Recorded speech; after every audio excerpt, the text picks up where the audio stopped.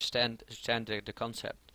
Or do they have like sliders that they could see? Okay, this is a fully geared character. This is a 50% geared character, or have any idea how that works? Well, they mostly go after a set of gear that's basically just 4 gray or 5 gray slot items and then a medallion with a whole bunch of stats on it. All right.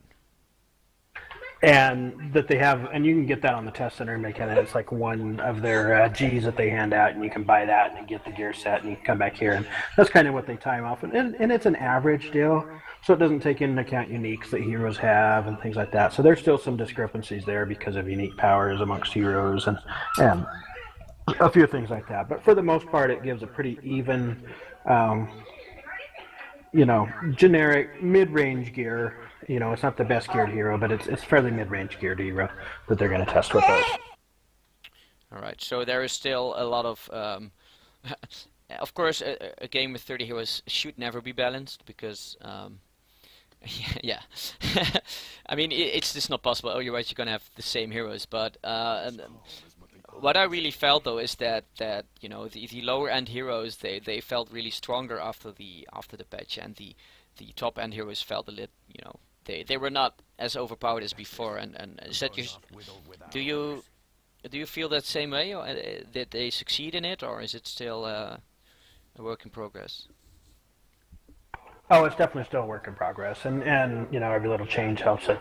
The good thing is they can look at a set of skills and say, okay, all of our channel dot skills are rendered performing. Let's just tune them all up, and they do that all at once. So there's kind of dials and tuning things that they can do for that. All right, so they it's more of like a trial and error thing that they just tweak a little bit, see what happens on the time to kill, right? Yeah, for the most part. Like I said, each individual skill has a set formula that it follows, but then how those combination of skills work together on each hero for their entire kit is, yeah, it's kind of trial and error, and they can adjust passives to help make that, or, add in a dot skill so that the hero can layer damage better in there, rather than just using one single hit skill most of the time. So there's different ways they can improve a hero and make them a lot easier. And they can also do game-wide tuning, like like I said, channel dots aren't performing very well. They can just tune those all up at once across all heroes too. All right. Yeah, as far as I've at least at the early game, I remember interviews where they said they just somehow have the data of everything. They have data of the skills people use, the amount of heroes that get played, stuff like that. So I think they can also that until and tweak that a bit every week until it feels right, I guess, right? Oh, for sure. And like you said earlier, there's 30 heroes and more to come. It's going to be hard to keep them all balanced, so it's going to kind of be a fluctuating deal, especially as they add different gear also that can bump a hero up too high or too low, or different things like that. So it's definitely a work in progress. It's a kind of a living, breathing thing on its own that they have to just keep tending to. Yeah. But that's a cool thing. I think I like to follow how they keep changing all the heroes, and also because if there is a new hero arrived, they make new tech, some cool ideas for the new hero, and then they implement it later on other heroes. So heroes are constantly evolving, and then I really like to follow that. And it's funny how one hero can be really on top. I remember Spider-Man being one of the strongest, and then now a few weeks later with the Dodge nerf, he doesn't really feel as good anymore. So that's just it's cool to see. If people want to test their time to kill, so they should go into training room and test it here, right? Yeah, this dummy is very handy. I use it for a lot of things, not just the time to kill, but I also use it just for skill comparisons. I'll sit here and I'll strip down gear, so I got the same skill rank at each one, and I'll just see how long it takes to beat this dummy down, and then I can kind of gauge that, okay, this skill is definitely outperforming that skill, so I'm going to use it, or it helps make a lot of choices there too, as well as with just the overall kill time. All right. What's the HP of this guy? Do you have an idea? Is it like the same as Doom or? I think he's roughly based off of Stage 2 Doom. red, I think, and with his health. Last time I gauged him, he was a little over 3 million as All far right. as his total health. All right. And what's your best time on him, you think? What's the best time on him? Well, a lot of that goes into whether you have ults or ultimates or not, and what the rank is and how good your ults. Ultimates are one of the things that are kind of out of balance right now amongst heroes. I mean, I know my Panther, I have a rank 20 ultimate, and it's nowhere near as good as what some of the other ultimates have out there, even at lower ranks. So where his used to be one of the best, it's now actually one of the worst. But hopefully his rework coming up will hopefully change that a little bit. All right. I have one more question though. If you use a skill that has that uses spirit, right? You're gonna get spirit burn. But if you use a PIM's artifact, you're getting the spirit back if you dodge. You're not gonna dodge on this boss thing, right? So how is there a way to implement that as well in your time to kill, or is that just really hard? Well, yeah, there's some issues with that, and that's kind of something that is one of the things that sometimes balancing off this is not necessarily the best way. Well, it might be the best way, but that's one of the drawbacks of it is heroes that don't necessarily need spirit. I mean, Black Panther's pretty spirit neutral. I can sit and beat here all day with knockdown strike because of one of my passives that gives me spirit on hit. So I can basically just use that and never run out of spirit. So my time isn't going to fluctuate much once I start getting hit as far as, to generate PIMs. Whereas another hero that, comes in here and runs out their spirit real quick and has to use basics for a while, he's going to see a marked improvement once he starts generating more spirit via, PIMs or River of the Soul or some of those other options that are out there that can help alleviate some of the spirit issues with those heroes. So that is one of the downfalls to training on a dummy like this. There's also issues with they don't attack or not attack, so things like Black Panther's passive that gives him damage rating for things not attacking him doesn't work on this dummy. So that's not something that's going to quite show up in there, and that's kind of something that they just have to take into consideration when they look at the different numbers and times and stuff. Yeah, yeah. Also, yes, like I said before, the skill Moon where you get low health and more damage, and you can do it on low spirit, but not on low health. So, if there is some boss that you would say that's not iconic, but that's representative for a more normal situation, is it Doom that you would suggest to try your time on? I know that there's a thread that uses Doom as far as timing and stuff like that, and Doom's alright. The problem with Doom is over the 3 phases you're going to get a wide variety of affixes, and because of that you're going to see some Variants, yeah.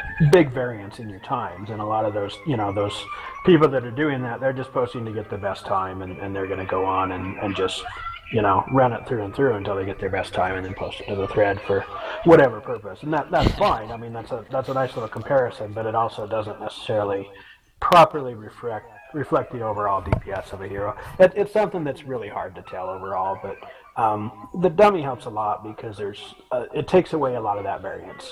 Doom may stun you too many times in your second phase, and or you may have to move because all the cosmic orbs came in at once, or all those kind of things like that. So he's kind of a hard one. I would almost say Curse might be better, especially on cosmic, because he takes a fair amount of time to bring down, and he doesn't have a wide variety of affixes. I think he only can spawn with 2, so that might be part of a better one to actually gauge off of, but I know people don't generally. Sorry, people don't generally? Don't generally use Curse as a marker. They use Doom. Oh, alright, yeah. Even though Curse has a wanted medal, or an artifact, so that should be it could be a good idea. Alright, I want to talk a little bit about I mentioned it earlier with you, is that it used to be damage rating that was pretty hard on your damage. You said that it changed. In what way? Well, it's different now. It used to be pretty much damage rating was the best way to go, and then crit, and crit damage was pretty weak and brutal. Beyond that, it was even weaker. So It's changed quite a bit now because a lot of what you get is how good it is dependent on how much of other stats you have. So the more damage rating you get, the better that makes each additional point of crit, and vice versa. The more points of crit that you get, the better that makes each additional point of damage rating. So it's kind of a wide variance there as far as different things you can have on that, but it does set up a situation where there's not really generic, even amongst heroes, the same hero but different gear, where one specific stat is going to be the best way to go all the time. So it is a little bit confusing in that, right? And probably a little bit more confusing than the previous system with the coefficients. Yeah, right. What I remember from games like World of Warcraft was that you had like you had like this crazy, you could fill in all your damage and all your stats, and then you could get a DPS out there. Is that even possible in Marvel Heroes to do something like that? Oh, for sure. In fact, there's even some already out there. There's some spreadsheets. Problem is you kind of have to do each hero separately. So somebody has to take up um, the design of doing that, on their own. I do my own numbers like that, but I do them through a mathematical program called Maple, and so most people wouldn't have access to the software that I have to be able to use that versus just like a normal spreadsheet that a lot of people use. But some of the hero forums already have them out there. Some have people working on them and things like that. But yeah, if you really want to take the initiative for your hero, really like them and are into the math and stuff, definitely it's doable. There's some tricks to it as far as getting down to the actual base damage of the skill, but outside of that, it's not bad. All right, but it takes a lot of effort. Let me quickly tell the chat. I'm currently here with Lorik. He knows a lot about this game, about in-depth mechanics and stuff. We're currently talking about time to kill because that's a part of the game that I kind of missed. I kind of missed the idea behind it. And so if you have any questions, put them in my Twitch chat, and I'm definitely getting them through. Let's go back, take a little bit step back, and talk about you're talking about Black Panther is your main hero, right? And what can you tell me about his current state? What do you think of him? With Panther, he's definitely needs a rework. I mean, he's not in a bad spot. I don't think any hero's in a horribly bad spot, but he's also not in a great spot at anything. I mean, he's kind of a little bit below average on just about every single aspect. So he can be fairly tanky. My build is pretty tanked up with stuff so that I can run Cosmic Terminals and stuff. I'm running 24,000 hit points, 12k defense, and a fair amount of dodge and stuff like that. So I can take a hit. The biggest problem with him right now is his means of getting his time to kill on average is mostly through bleeds. And right now I think bleeds are a skill that are not very good at doing that. And the reason is I just don't think they're tuned quite right, and they're underperforming a little bit. So and especially when we're talking hybrid bleeds, like Savage Strike does a amount of damage up front, and then after that it does a bleed for so many seconds. And the big problem with that is those types of skills aren't balanced with just straight dot skills that do the same damage over time. Well, they do way more damage over time, but don't have the upfront amount. So, and in those regards, he's kind of missing that. And then you've got 3 bleeds and dots that you have to reapply, and they're on pretty short cooldown, so that makes his playstyle pretty rough. Like I said, he's not bad, but he needs some help, and hopefully his rework will take care of some of that. So you're saying that is you have to reapply the dots, so it means that does it mean that because you have to move in a fight all the time, so that it's really hard to keep those up?